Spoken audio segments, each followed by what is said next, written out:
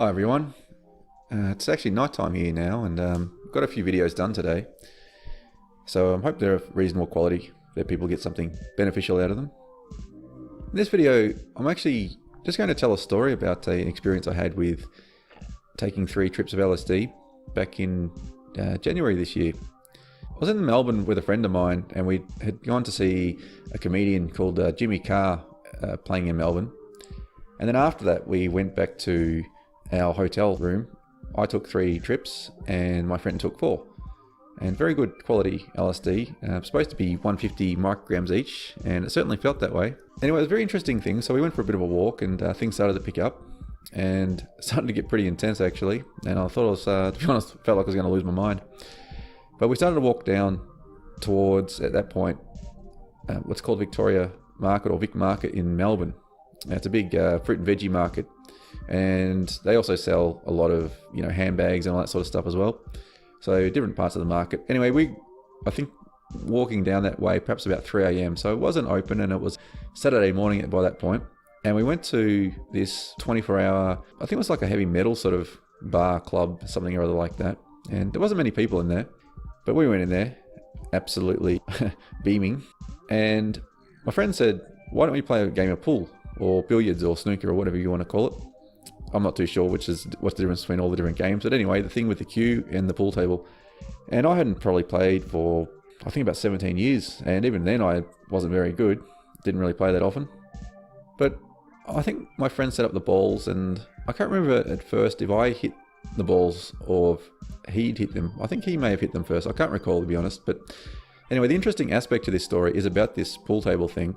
And when it was my turn to have a go, I thought for a second, just for a bit of fun, I'll just crouch down and I'll just look at the balls and just try and make some sort of sense of them, where they're going to go and trying to get them in the holes, obviously, as many as I can.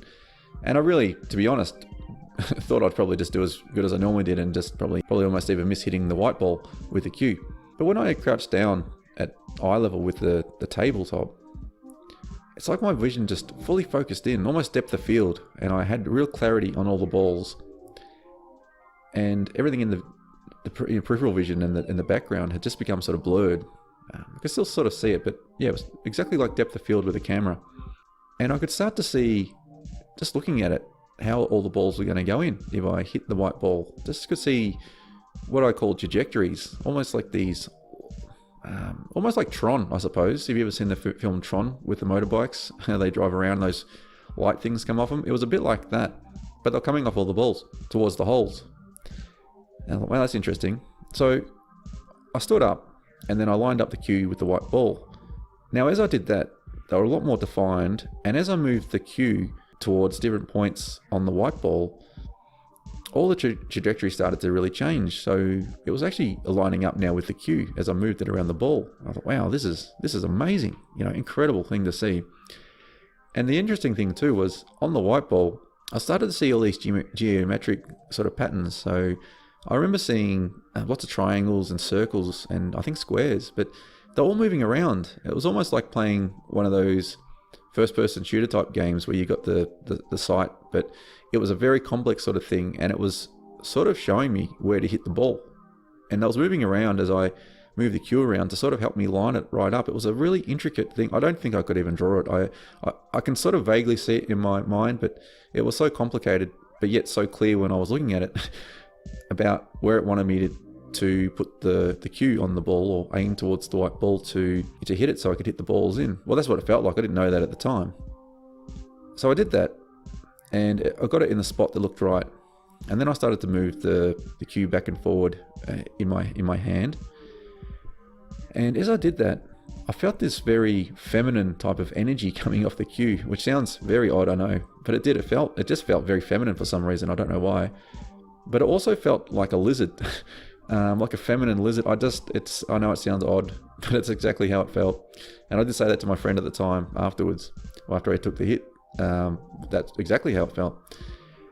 Anyway, I did that and I lined it up just so it felt just right. I don't know, just something just felt so right when I had it lined up and the pressure felt right and everything. And then I struck the ball and a lot of the balls went in. Now this guy, just from out of nowhere, was obviously watching us, just came up and he said to my friend, wow, did you see what your friend just did? That was a near impossible shot. Now that's pretty impressive, and you think, well, that's pretty amazing. What a coincidence, and that's what I kind of thought too, because I didn't think much of it, because I was, as I said, I was pretty beaming by that point, and I was just happy to have hit anything, and I didn't think anything special of it, because I'm not really a pool person. So anyway, I was able to continue doing that throughout the game. If I was concentrating on it, and unfortunately there was one or two shots where I was distracted by people asking me to move out of the way so they could get through, or these other two guys I ended up playing with who were, annoying actually, and one guy just kept on rushing me like, hurry, rush, come on, what are you waiting for? Because basically what I was trying to do is get back in that zone. So every time I wanted to get into that zone, it took some time to get there, but I could feel it. I just had to allow it to take its own time, and it's in a philosophical way, it was a bit like what was it, the Taoists with the idea of Wu Wei, non-action, or not to force anything really, in a way. Not sure the best translation for that, to be honest, but it was a bit like that, becoming one with the whole thing, but also not forcing it, and to the point that you almost became one with the whole process. And so when I did that, again, I kept hitting incredible shots, but it was only when I was being distracted that it didn't go in as well, and I made mistakes by being just from the sheer of rushing. And I mean, that was probably just playing in my default mode, being quite a terrible player. Anyway, we finally left that place because these two guys, something not right with them at all. I knew they were on MDMA, they told me, and they were very odd, very, very odd. So my friend was pretty uncomfortable with them. I wasn't too concerned about them, but yeah, they were pretty weird. So anyway, we're going to cross the road to the Vic Market. So this is actually a second part of the story, which I wasn't going to tell, but I'm going to tell it anyway.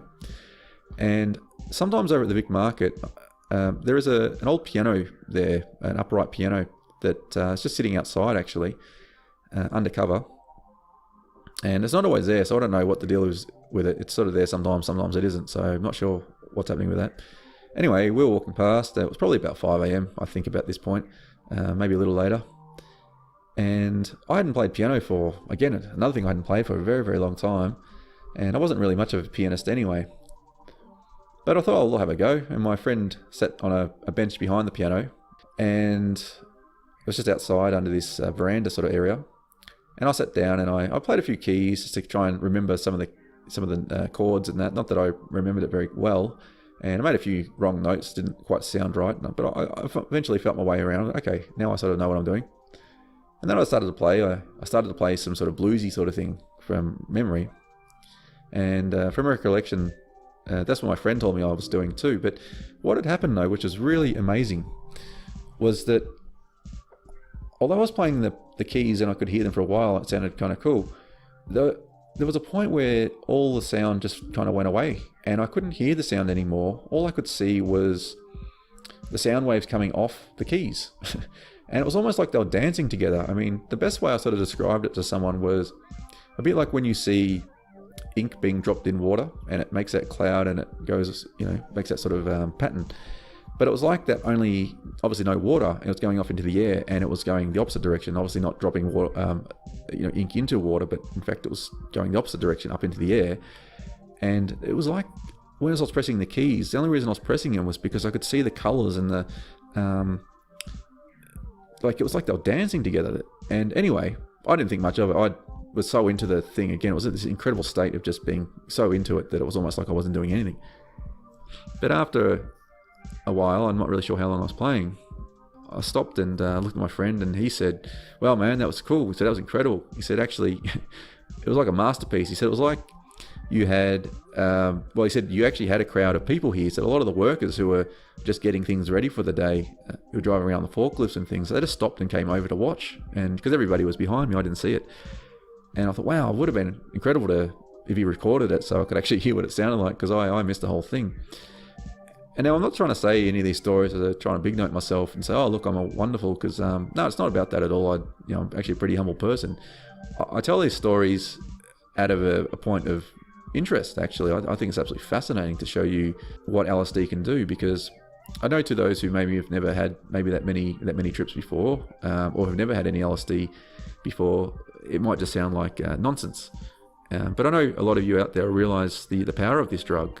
It's incredible. And this is an experience I just really wanted to share with everybody because fascinating, absolutely fascinating. I mean, this whole thing with playing pool, that I could just seem to see the trajectories of all the balls. I just knew I could see it. It's like I could see the future of them. It was incredible. And then the playing the piano was just incredible too. And it was really just a beautiful experience, despite the fact it got a little bit heavy at one point, on the come up.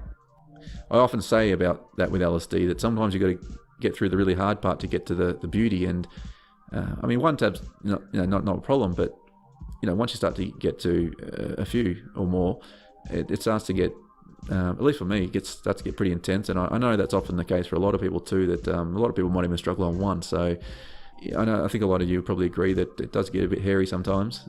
You got to try and find a way to get through it. But anyway, I hope you enjoyed the story and got something out of it. I just thought it was another beautiful story about the LSD experience. It's just a marvelous, marvelous thing, and I wish it wasn't illegal because, not only some of the experiences that you can have on it just tremendously interesting, it's also particularly beneficial in treating depression, amongst other things, which is what this channel is about, is me and my mental condition of schizoaffective and how I've used LSD to actually help myself. Anyway, if you have any of your own stories, please feel free to leave them in the comment section below. I'd love to read about them. Discuss it with everybody else.